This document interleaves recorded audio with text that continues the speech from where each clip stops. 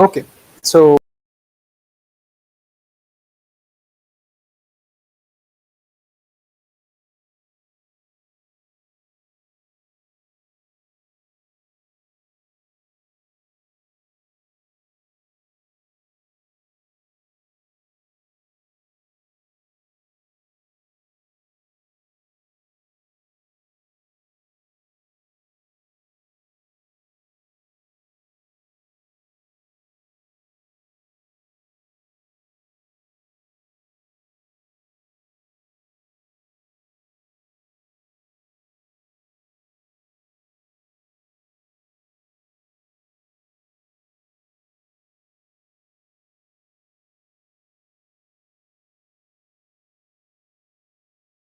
information about the International Astronomical Search Collaboration.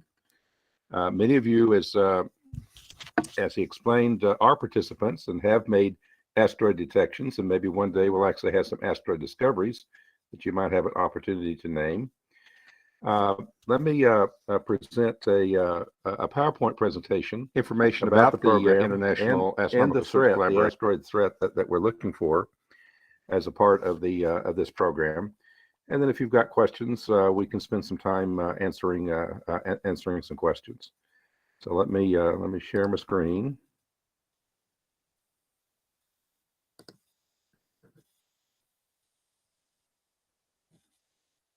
Let's see. Try this one more time.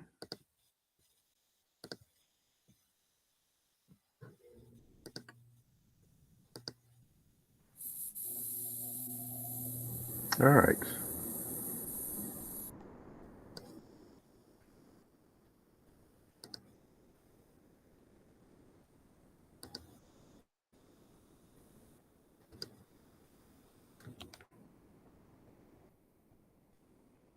Hopefully you're able to see this. Please let me know if you can, and I'll proceed. yes, we can see the screen. Yes. All right, very, very good. Let's talk about, first of all, asteroid threats, what they are, and then we'll talk about ISAC, which is the International Astronomical Search Collaboration. As Surinder explained, I'm Dr. Patrick Miller. I'm with the Department of Mathematics at Hardin-Simmons University in Abilene, Texas. And certainly delighted again to be here to talk to you on this celebration of Asteroid Day. Things we're looking for, don't always find them, but this is what we're looking for, are things that are called near-Earth objects, or NEOs.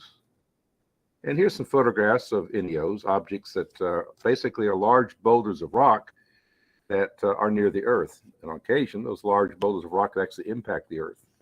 More on that in just a moment. Here's a large boulder of rock that is near Mars. It actually orbits around Mars. It's one of Mars's 2 moons, which are asteroids. It's about 25 kilometers in size. This is an actual photograph taken of that object.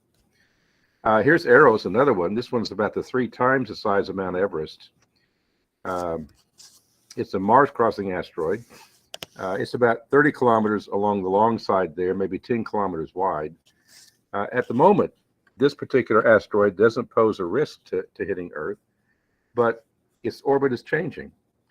And in the coming million years or so, in the order of a million years, its orbit will evolve, and eventually this object will no longer be near Mars, but it will be near the Earth.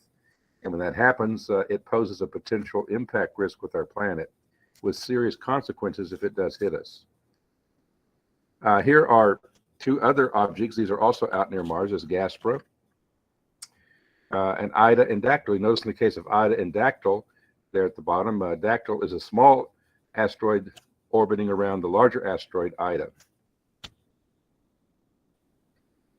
In terms of the asteroids themselves, here's the 2 largest asteroids, or certainly the largest one in the middle, compared to Earth's moon.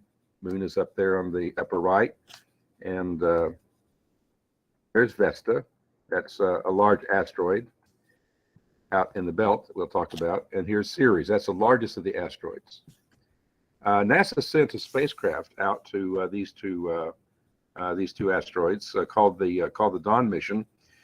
The spacecraft went out to Vesta first, and it spent a year orbiting Vesta and gathering data about this object. And here's some photographs that were that were taken by that spacecraft. Then it flew across the asteroid belt to this one, Ceres. And Ceres is the largest of the asteroids. It's about 900 kilometers in size, compared to the moon, which is about 3,500 kilometers in size, radius, or diameter. And you can see that it's round in shape. As a matter of fact, it's what we consider to be a minor planet or dwarf world. And what's interesting about Ceres is, as the Dawn spacecraft approached, it detected some white patches on the surface of the asteroid. As a matter of fact, if you take a look there at the bottom photograph on the bottom there, bottom right, you can see those two white spots. Astronomers are very excited about those as the spacecraft approached, and after it got there, it did some analysis of those spots, and it's since been determined that those are actually salt deposits inside the bottom of a crater that is most likely coming up, bubbling up from water that's underneath that crater, underneath the surface of underneath the surface of Ceres, coming up from the into the bottom of the crater, flooding the surface, sublimating, evaporating, sublimating, and leaving behind salt that is in that deposit of water, that groundwater that's around Ceres.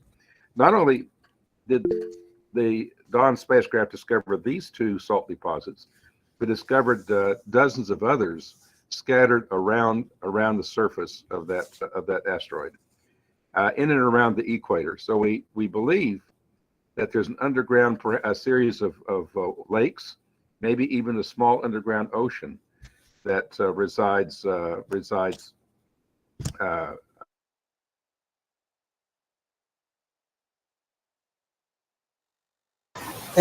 Sorry, Patrick, you're unmuted. I'm sorry. Some spam messages came, so we restricted them. Yeah, now just unmute and share your screen. Sorry for that.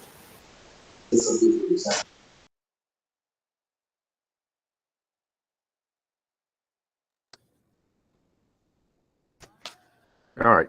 So should I go ahead and start over? Yeah, just share your screen and start again. I mean, you can continue. Sorry.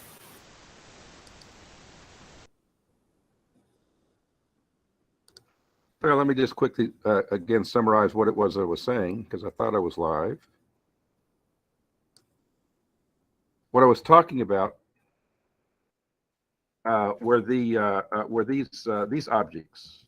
These are called near-Earth objects. These are large boulders of rock that are near the Earth. Actually, these ones are near Mars. But over time, Eros and Gaspar and Ida Dactyl, over time, those large asteroids their orbits will change, and they'll move from being near Mars to being near the Earth. And when that happens, on the order of a few million years, they'll pose an impact risk with our planet. And it's possible that if they hit our planet, they'll have devastating consequences. These are actually larger than the asteroids that impacted the Earth near Chicxulub 65 million years ago, and it killed the dinosaurs and about 85% of life on our planet. Hi, Surinder, I can't see the screen. Dr. Patrick, I can't see your screen, sorry. Well, we'll try it again.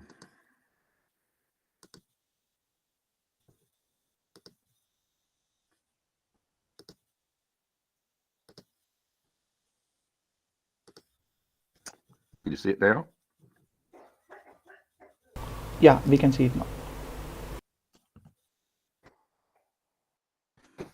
I was also comparing, these are the two largest asteroids, Ceres and Vesta. Vesta's on the far left, Ceres is in the middle, compared to the moon.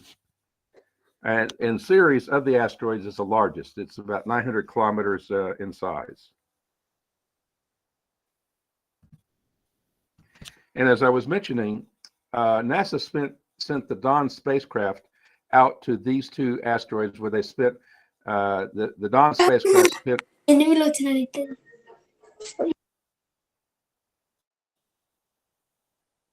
The spacecraft spent a year orbiting around Vesta, analyzing Vesta, and then it flew across the asteroid belt, where it spent another year orbiting Excuse, around. excuse me, sir. Yes. How is investigation about of moon? I didn't understand the question. How was investigation the moon? Hey, sorry, wait for that, Patrick. Really sorry. Questions we will take all your questions at the end. So first, we will try to observe his session, and at the end we will address questions. Okay. So wait Okay. for that. All right. Sirius, as I was commenting, is believed to have an underground ocean. In fact, what you see here in this photograph, those two white spots, that's water that's come from that ocean that's bubbled up to the surface of the asteroid, evaporated, actually sublimates, turns from liquid in, well, it evaporates, and leaves behind a salt deposit that appears as those white spots. This is a graphic that shows you the distribution of this material in the inner solar system. To give you a frame of reference, the green orbit you see there, that is Jupiter.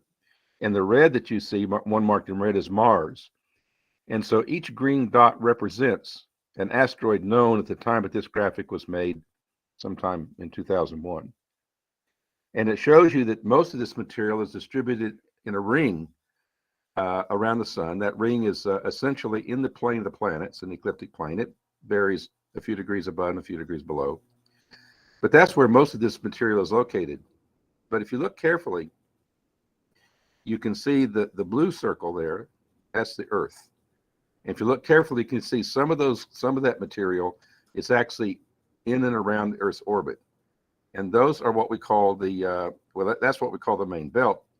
But those objects that are in and around the Earth's orbit, the one that threaten the impact with our planet, are called near-Earth objects. And those objects do hit us from time to time. We get hit every day by small asteroids. Most of them burn up in the atmosphere. Some of them actually hit the ground a time or two a day. And some occasionally are large enough to do some really serious damage to a city, or very serious damage to a larger area, like a state. And on occasion, every tens of millions of years, one of these things hits us that does serious damage to the planet-wide, global-wide, to our planet. Last time we know that happened was about 65 million years ago off the coast of Mexico. And at that time, the asteroid about the size of Mount Everest impacted and destroyed about 85% of life on the Earth. It was a catastrophe. It'll happen again. It'll be millions of years, we think, before it does happen again, but it will happen. And there are some asteroids, if you look carefully at this, that appear out there in Jupiter's orbit. Those are called your Trojans. That belt of debris is located, as I said, primarily between Mars and Jupiter. They have orbits 2 to 4 times the size of the Earth's orbit.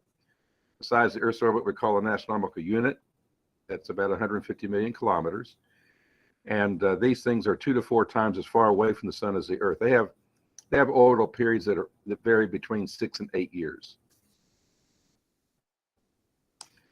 Now let me talk to you about the citizen science program in which you're most welcome to participate. This is the International Astronomical Research Collaboration, or ISAC. This was founded in October 2006 at Hardin-Simmons University, which is located in the United States in Texas, Abilene, Texas. What it is, we call it ISAC. It's an online educational outreach program. It's in astronomy, and it's targeted for high schools and colleges and amateur astronomy groups, other groups of citizen scientists. And as a matter of fact, we have 6,500 schools from 89 countries that participate each year. So what we do is we get images from large sky surveys. I'll tell you more about those in just a moment. That were taken recently at these professional observatories. We process and distribute those out to the schools and amateurs who then look through those images and can make original discoveries of asteroids. Then, if they do that, they do make a discovery, on behalf of those students and amateur astronomers, citizen scientists, we officially report those to the Minor Planet Center at Harvard. Sir, sorry to disturb you, but can you please hide the message the meeting setting, because that particular place we cannot see the text on that particular place. Sorry to disturb you. Thank you, sir. All right, let me talk to you about the flow diagram. This is how the program works. This is one of the observatories we work with. This is the 1.8 meter Pan-STARRS telescope at the University of Hawaii. We retrieve and download. Actually, we have a cloud-based system by which we go in and retrieve large amounts of data from Hawaii. We process those and then distribute those out onto our website located at Hardin-Simmons University. Then the schools and teams that are participating in the program will download those images. Each team gets their own set of images. And they use a program called Astrometrica to go through and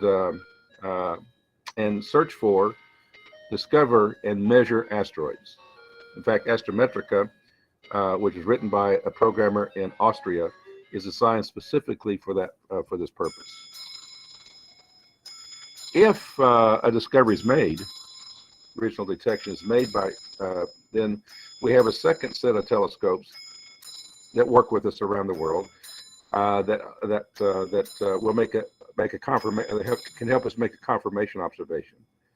The Minor Planet Center requires two observations, a second observation within about 7 to 10 days after the original observation is made, and we have a process whereby we do that. We repeat the process. We tell the observatory where the objects have moved. Then they image them in their new location a few days later, and we repeat the process using Astrometrica, and we report that information along with the original information data reports that we receive from the students to the Minor Planet Center at Harvard. And so this gives you an overview of how this program works. And let me tell you a little bit about the telescopes that we have access to. This is the one I just showed you, mentioned earlier. This is called Pan-STARRS. That stands for Panoramic Survey Telescope and Rapid Response System. It's a 1.8 meter telescope called PS1. It's located in Hawaii on the island of Maui, on the top of the second largest mountain in Hawaii called Haleakala. It's not the world's largest telescope, but it does, as I'll explain, currently have the world's largest camera. It's managed by the Institute for Astronomy at the University of Hawaii. This camera that is attached to that telescope, and there's a second telescope, by the way, right next to it called Pan-STARRS 2.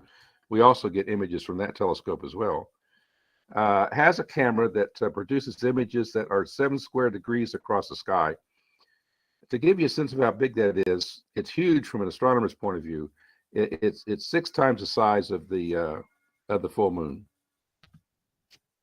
In fact, one image that we get from that telescope contains 1.4 billion pixels. So during a monthly campaign, when we have schools participating and teams of citizen scientists around the world participating, we get 65 to 75 of these images are provided to ISEC, and then we'll take each image, or actually they come in packets of 4, and we take them and divide them into over 200 sub-images, and then we distribute those sub-images out to 300 to 500 schools each month.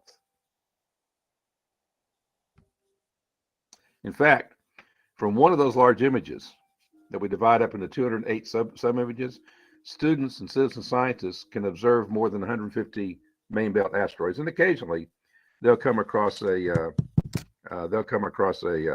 near-Earth object, Earth-threatening asteroid. Another survey telescope that we're using is the Catalina Sky Survey, the G90 telescope at the G96 Observatory. It's a slightly smaller telescope than Pan-STARRS, 1.5 meters. It's managed by the Lunar and Planetary Laboratory at the University of Arizona. And this is some information about his camera. We partition each of them into 4 subfields, anywhere from 4 to 20 subfields, and distribute those out to the participants to use Astrometrica to look for and discover asteroids. Now, here are some of the students over the years who have made discoveries, important observations. Here's at the time she was a high school student in the United States in Massachusetts. She made a discovery of an asteroid. These are college students also in the United States, in Texas. 3 a community college located near the Dallas area, which is about 3 hours to the east here of where I live. These are students near Puerto Alegre in Brazil at the Federal University. Gustavo Rojas and his students from Brazil have made several observations, important observations, as they participate as a team. Bulgaria, we have about 40 teams a year that participate from Bulgaria. And here are some of the students there who are looking at Astrometrica, searching for asteroids. This is China. This is Hongfeng Gao, and some students, I believe, are from Beijing High School, and they're using Astrometrica, although she's pointing at a star. That's not an asteroid. Posing for that photo, I'm sure. They're at the National Observatory of China, and these students are Beijing High School students searching for asteroids. We have about 30 teams that participate from China, from mainland China. This is Portugal. We have about 75 teams a year that participate from Portugal, and in former Portuguese colonies. This is Shizuoka University in Japan.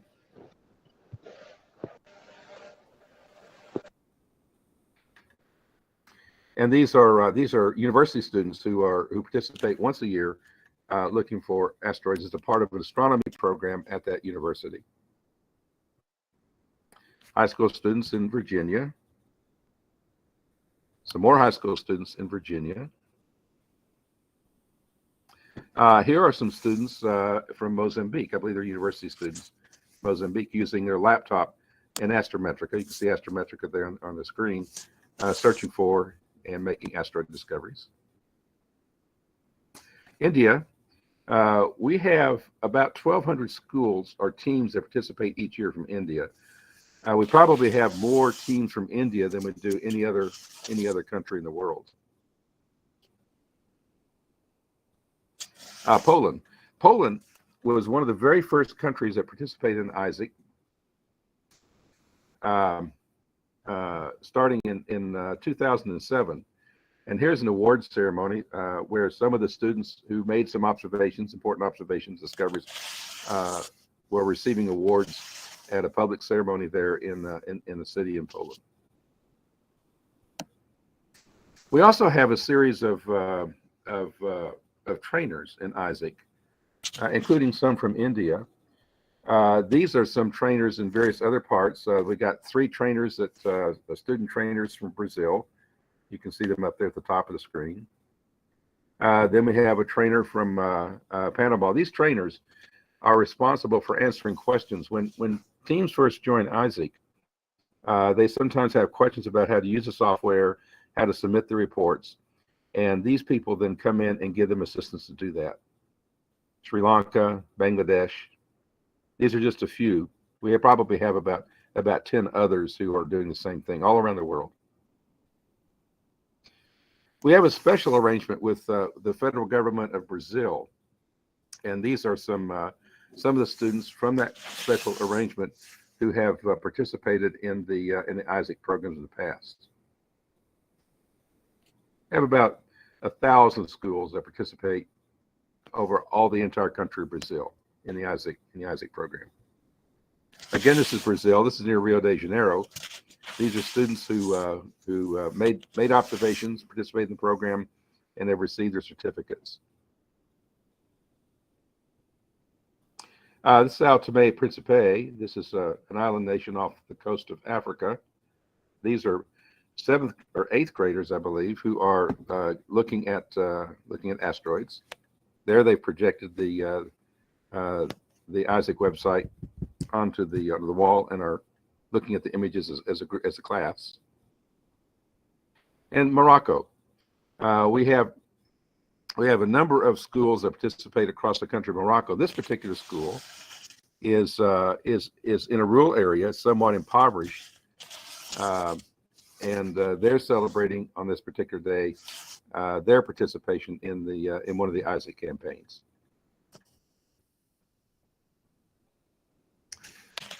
Now, in closing, so we can go some questions. We have another program that may be of interest to you besides the ISAC program. ISAC program, as I said, has 6,500 schools. By the way, when ISAC started, it started in our first campaign was in 2006, and we had 5 schools, all from the United States. And since then, ISAC has grown to over 6,500 schools in teams of citizen scientists in 89 countries. And like I say, over 1,000 come from India, another 1,000 come from Brazil, plus other countries around the world. But we have another program that's available to you if you're interested, and that's what we call 100 Hours for 100 Schools. This program doesn't search for asteroids.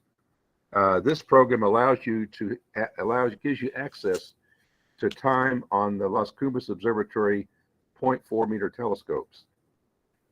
Teachers who participate in this program receive an hour and a half to 2 hours of time on the telescope and and use the telescope to take images of deep sky objects that they then share with their students in their classrooms.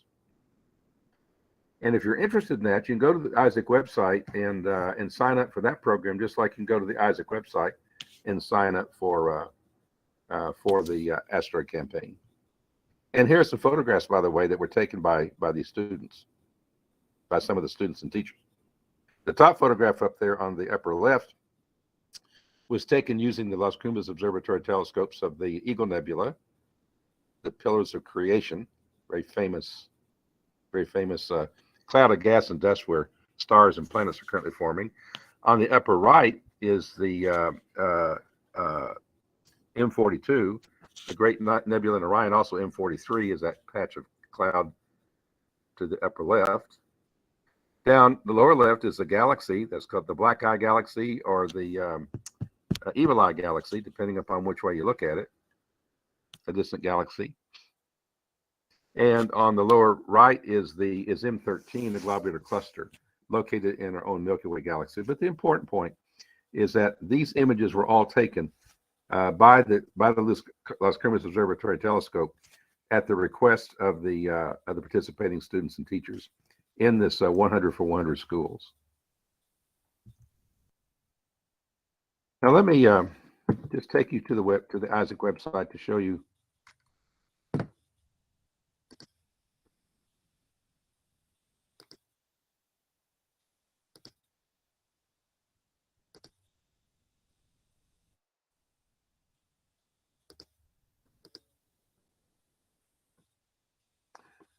All right.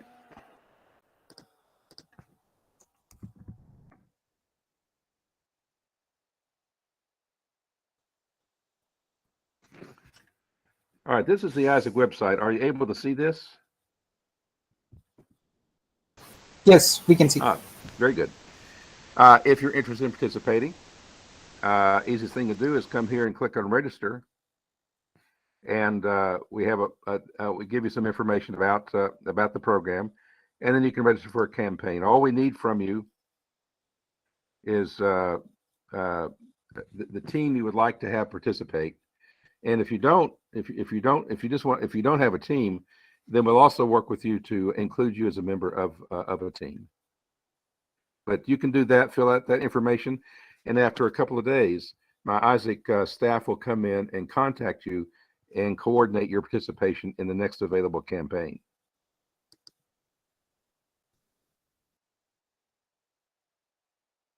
You'll also, when you come to the website, these are some current activities.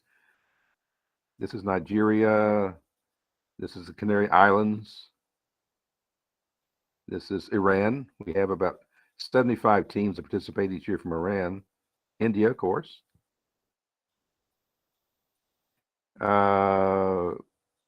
Israel. These are Germany. Where's this? Iraq. And we're back to Nigeria. We always have announcements, so you can keep track of what we're currently doing, what's currently available. And then we also list the upcoming campaigns. Now, those are gone right now because we're getting ready to send out the new schedule for the coming year. But we'll soon in the next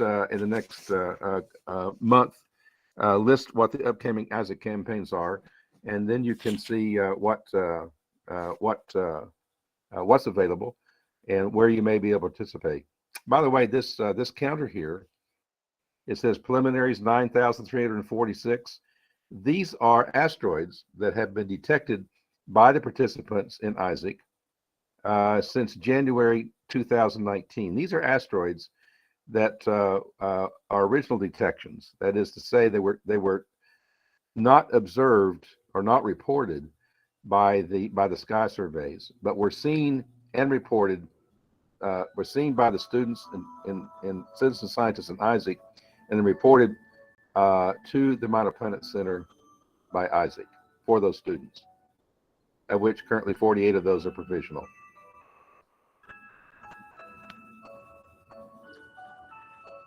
Now, if you want to see what current campaigns are going, these are the current campaigns. We just recently started the campaign. Here's the All India campaign. We've got 250 teams participating. All India Search campaign is sponsored by Space. And here's a list of some of those teams. Well, it goes on for 250 of them. Then All Iran. Right now we got 60 participating from the All Iran campaign from all over that country. This is a memorial campaign we have. It's India. CB Devgan Memorial Asteroid Search Campaign.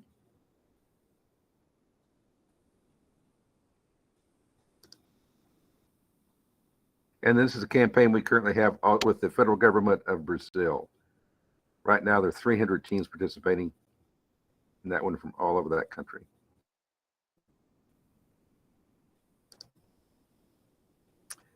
Available to you on the website is Astrometrica. If you've never done this before, you can come to this website, download the Astrometrica setup. It doesn't work on Mac operating systems. It only works on Windows operating systems, but it will work on a Mac if you have a dual operating system.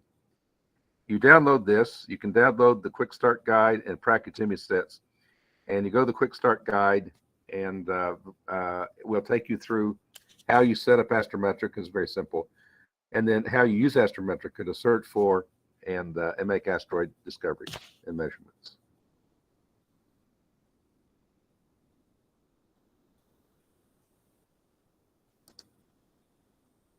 This is a so-called Hall of Fame. These are the asteroids over the years since we started in 2007 that have been numbered. Right now it's a 76. I think we'll add a few more. It's up to about 80, 86 or so. But these go back to 2007, and the individuals who made the discoveries. Once an asteroid becomes a discovery, becomes numbered, becomes a discovery, then the students or citizen scientists who made the original observations can propose a name for that asteroid to the International Astronomical Union. And here's some of those names, like Julius Olson. That was proposed by the South Anchorage High School for that particular asteroid, and so on down the list.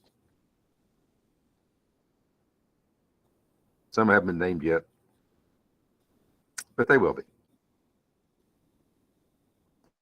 Then I mentioned to you the LCO program. If you're interested in participating in this particular program, then just contact us and we give you information how to do that. It's very simple. Participate, along with a lot of ancillary information and materials, plus 3 programs that you can use to support your work with the images from the telescopes.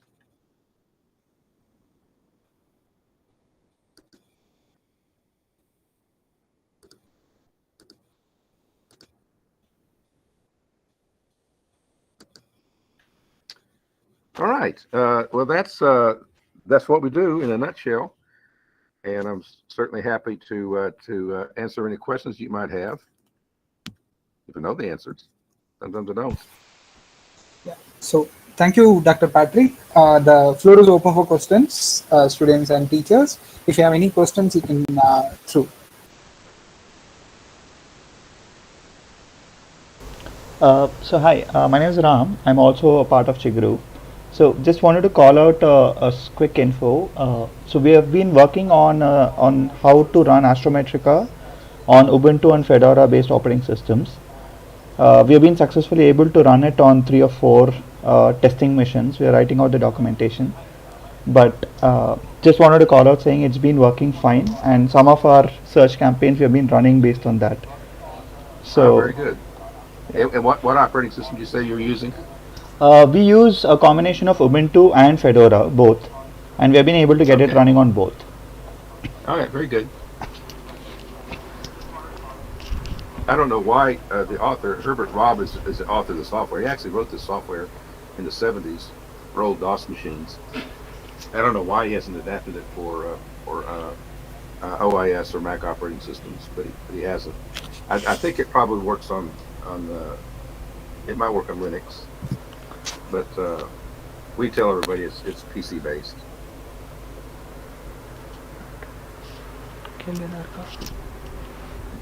Hello. Hello. Hello, sir. I'm Triptika. I would like to ask a question regarding job opportunities. Can any undergraduate or graduates get a job in IAC? Well, we have an intern program, but it's very limited. We do have funding from NASA, but again, that's limited to the operation of the program. The best we can offer is are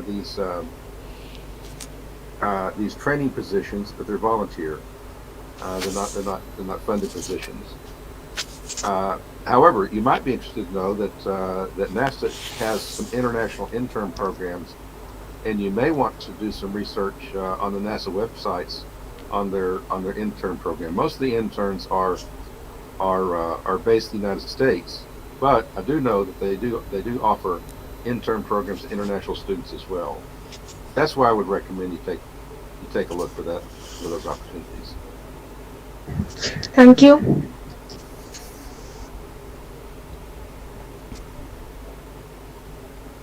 Any question related to asteroids or IAC participants, you can ask. So, I am Vaivaswat. I'm a bit confused. Is the program only there to observe asteroids, or are they also used to observe star clusters and so on? Well, the ISAC program is only for asteroids. The 100 for 100 project is totally different. That's a program we have in concert with Las Cumbres Observatory, where we have hundreds of teachers around the world who can use a telescope for classroom purposes. But that doesn't really have anything to do with the asteroid part. So it was confusing because it's actually two separate programs. So why does it take that much time to confirm an asteroid, sir? Well, that's a good question, and it's a question I get often. The Minor Planet Center requires the asteroid be observed 3 times under certain circumstances in order to fully determine the orbit of the asteroid to within certain statistical requirements. Keep in mind, these asteroids, as I mentioned earlier, have orbits 2 to 4 times the the size of the Earth's orbit, which means they take 6 to 8 years to orbit. So to fully determine the orbit of the asteroid can take that long. It's basically you watch it as it passes around its orbit one time, and that could take 6 to 8 years. That's why it takes so long to from an asteroid once it's first observed to finally the day it becomes considered to be a discovery. It's a slow process. Sir, does it get lost when tracking, sir? Sometimes it does. Sometimes it does. Sometimes it gets lost. It goes into what's called the isolated trackless file, and it'll stay in there indefinitely until it's observed a second time. And sometimes it may not be observed a second time for 5 or 6 years. Now there is a new telescope coming online called the Vera Rubin, or the LSST telescope in Chile, and as soon as that comes online, that's even bigger than Pan-STARRS, even more powerful than Pan-STARRS as a survey telescope, and they'll start picking up those 9,000 faint asteroid detections that I mentioned earlier, those 9,300. They'll start picking up some of those, and they'll get confirmed. But some of those may have been around for 3 or 4 years before that happens. It's a slow process.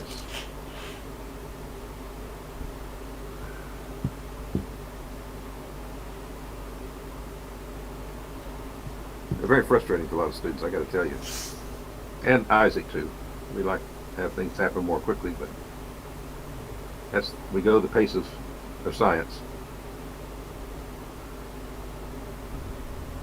So the telescope that you just said, is it used for the ISAT program? Now the telescope is used for other research.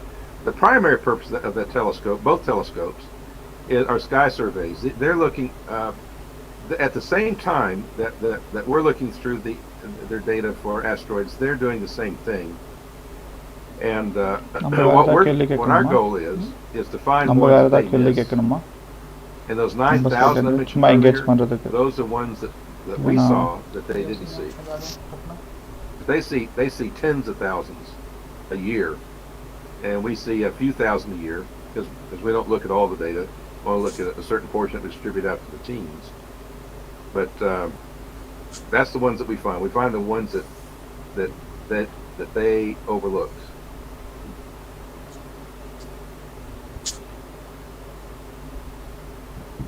So the image that is already been searched for right?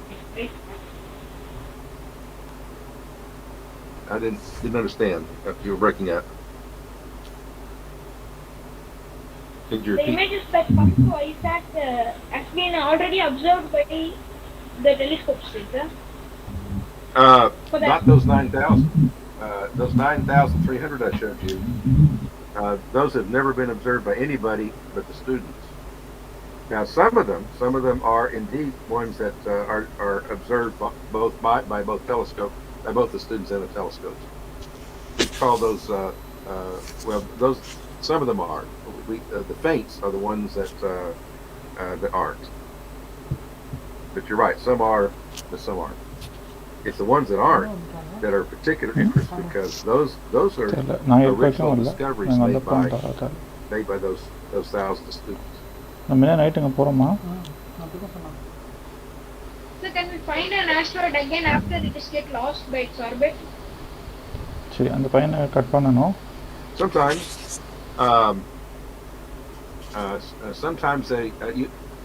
sometimes it'll remain lost for many years, but it'll be recovered, and that will increase because of this new telescope that's coming online in Chile in the next probably the next 12 months.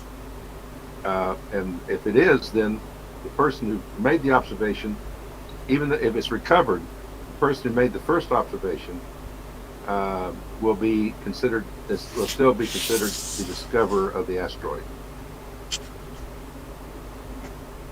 But lots of them are lost. I mean, there are millions of asteroids out there, and so some of them will be seen and then not seen again, or maybe seen years later. Just unmute and But say. The Anybody Minor else have Planet Center questions? has a program that if you do see it years later, it connects the two together. And it's considered to be recovered when that happens. Any other students or participants? Do you have any questions? Sir, Sir, we, can we mine asteroids? Do we get any source through that? Janani, have Well, there's a mission going out to a NASA mission launched in September this year. I've got its name. I think it's called Psyche, is the name of it.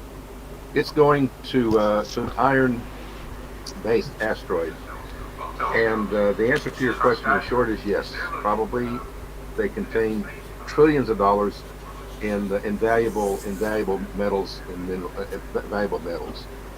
But anyway, the purpose of this Psyche asteroid is to go out and study one of these giant iron asteroids and determine its chemical makeup and see what they can find. So, for example, some of the meteorites that we have in our laboratories that come from asteroids, well, they all come from asteroids essentially, have tiny diamonds inside them, and they also have other minerals and metals that are rare on the Earth. But one large boulder of an asteroid that comes from the center of a much larger body could very well contain, as I say, trillions of dollars in valuable material. And there was one mission that NASA talked about called the Redirect. They still may do this. They wanted to bring redirect an asteroid to near Earth orbit, and then send astronauts up to the surface to look at it and see if it might be mined for valuable resources. Sir, can the resources in the asteroids be used as fuel for rockets? So it can be like a refueling station in space. Well, I don't know about that. I don't know. If the asteroid has water underneath the surface, perhaps it'll be useful for that. As far as the metals and so on, I don't know. However, what can happen, what you can do, there's been some discussion about hopping right on the asteroid, putting some astronauts on the surface of the asteroid, letting the asteroid pass through the solar system. If it's an asteroid that passes near Mars, as it gets close to Mars, they hop off and then land on Mars. And it's been some discussion about sending astronauts to Mars by taking a ride on an asteroid, using it as the delivery platform. Sir, what's an asteroid belt? I'm sorry. What is that? What is what? What is an asteroid belt, sir? An asteroid belt? Belt's a BELT. You answer that. What's an asteroid made of, or what's an asteroid base? He's asking about the main belt asteroid, I guess. So main belt asteroids. I'm sorry. I'm still unclear. Okay. Patrick, he's asking about the main belt asteroids. Oh, I'm sorry. What's the asteroid belt? Okay. Most of the asteroids don't threaten the Earth. Most of the asteroids are boulders of rock that are out there between the orbits of Mars and Jupiter. Originally, there wasn't a belt out there. Originally, based upon the evidence of pieces of asteroids that we have in our lab today, there were probably 10 or 15 moon-sized objects that were on their way to be a small planet. Jupiter, we believe, was the first of the planets to form. When it did, its gravitational influence affected those moon-sized objects, stirred them up gravitationally, and instead of merging together to build a small planet, they slammed into each other at high speeds and broke themselves down to the millions of pieces of rock that we see today. Most of that debris resides between Mars and Jupiter. It forms a belt or ring around the sun, and that's what we call the main belt. Most of that debris is located in orbits that are 2 to 4 times the size of the orbit around the Earth. But some of that debris has been knocked out of that belt and crosses the Earth's orbit of it moves outward away from the belt out towards the out of the solar system. But that's what the belt is. It's the debris from those 10 or 15 moon-sized objects that were torn up by Jupiter, probably at the very beginning of the solar system. So how do they find that asteroids can hit Earth before it even has an orbital path confirmed? Okay, I missed part of what you asked. Something about confirmation, how the orbits are confirmed. You repeat the question. So how do they confirm that this asteroid is going to hit Earth even before it hits Venus? Well, that's the interesting thing about this about near-Earth objects and the understanding of gravity and orbits and how things move in multi mass systems. You can actually use the laws of physics to tell you where the asteroid will be over time.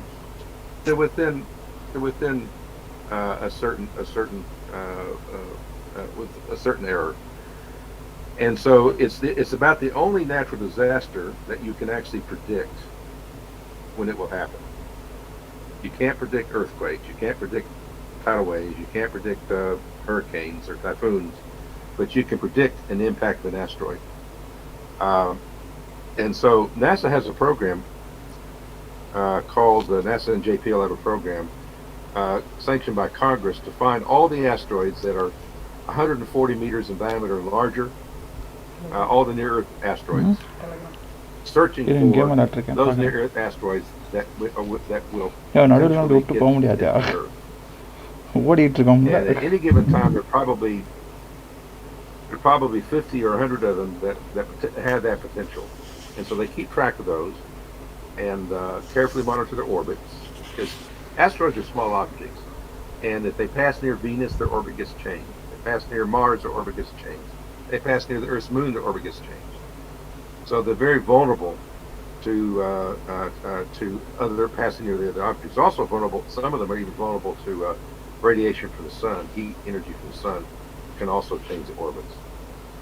So once those have been identified by NASA, then they're carefully monitored over time, and we can predict with reasonable certainty if and when these things will hit us. So can we redirect that so it won't hit us?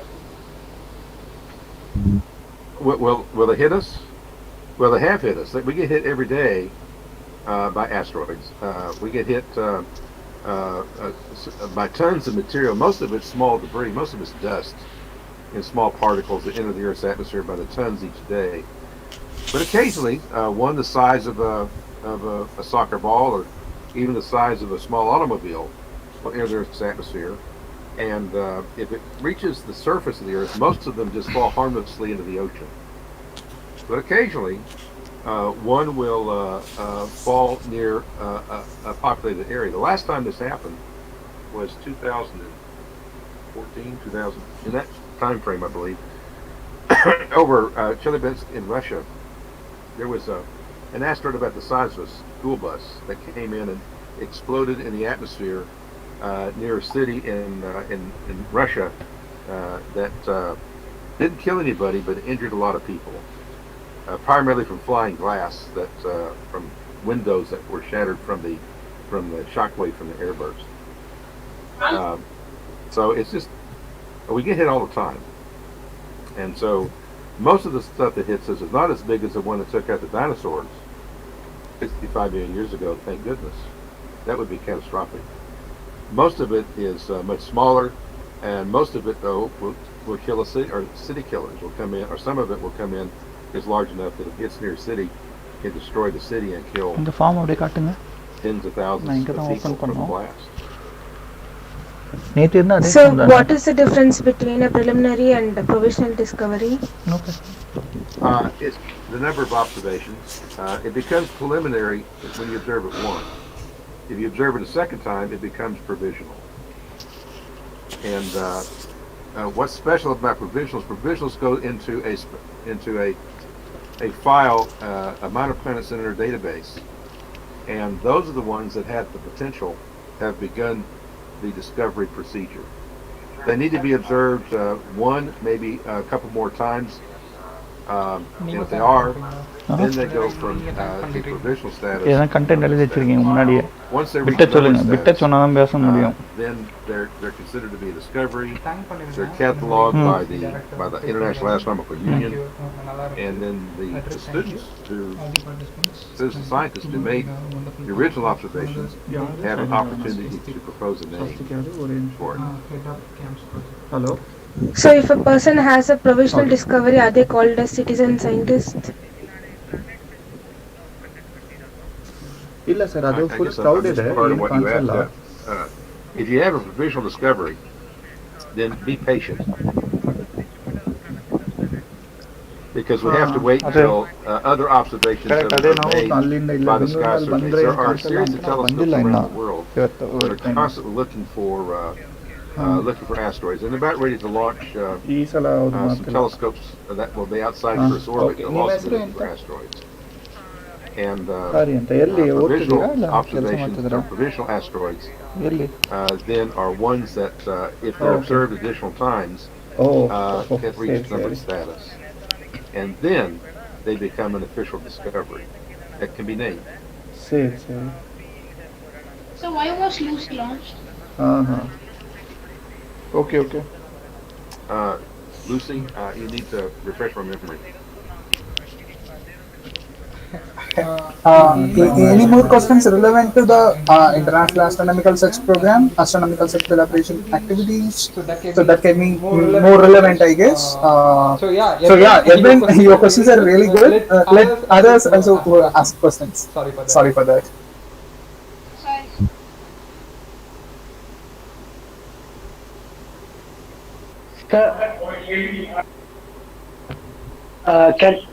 If the asteroid is big in mass and surface area, can we categorize this as a dwarf planet, but it still remains in the asteroid belt?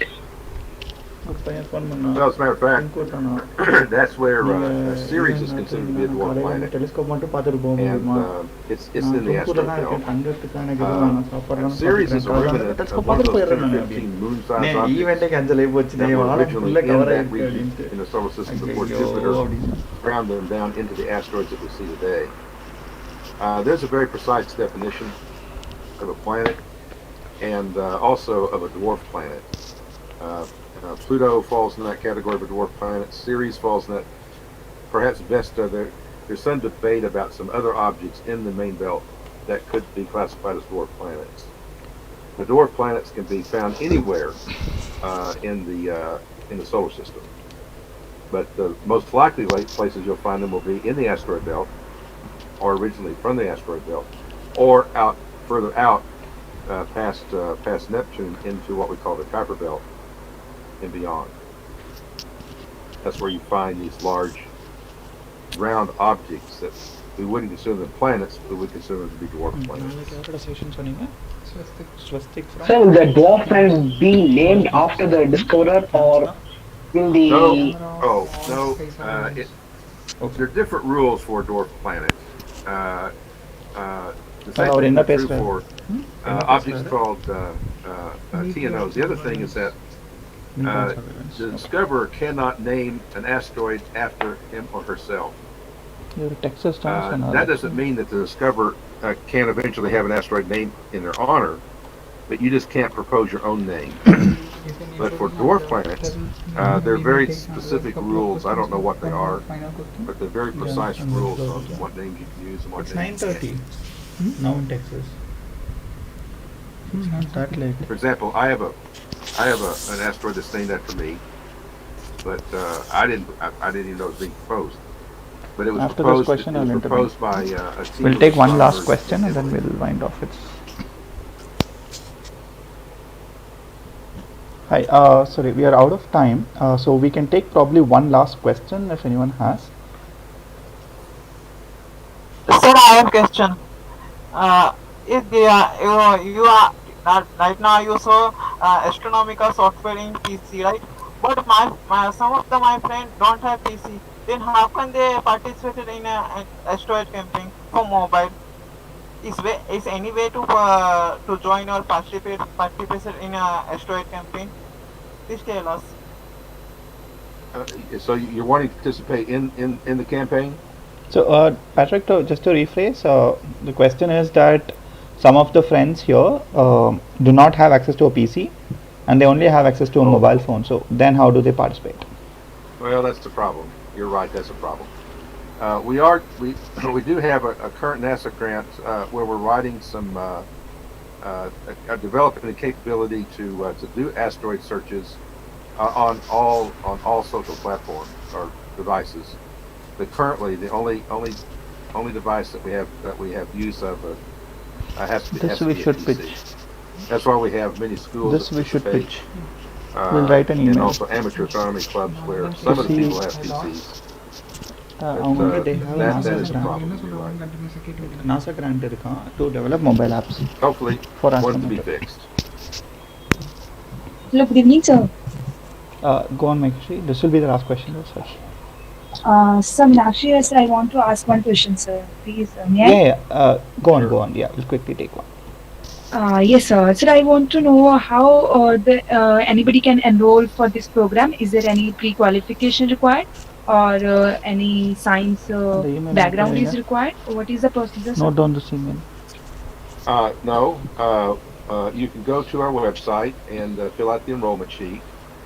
We ask that you come in with a team of others, but if you don't have a team, we will work with you to include you in a team. Or Shibil, some of us But are we also personally provide participating. instructions Please do reach out to us and we can help you enroll in a team. where you can go in, download the software, read the instructions, and Because some if of you us work through those participate in these instructions, campaigns, we can onboard you. in an hour or so, you'll be good enough Unga to email be type able करेंगे to conduct asteroid searches. And if you have questions, we have trainers who will work with you directly.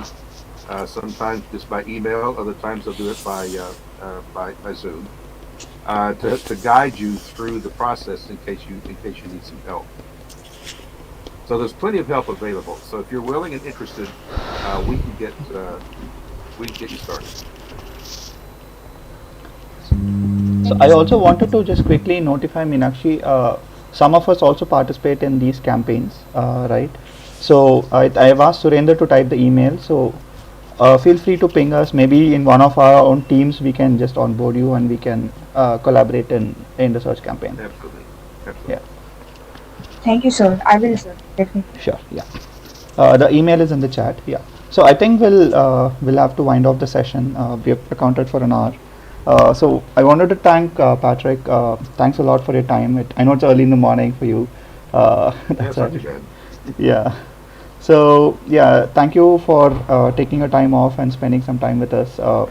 We have a lot of students in the call, so I'm sure that this would be an inspiring conversation for them.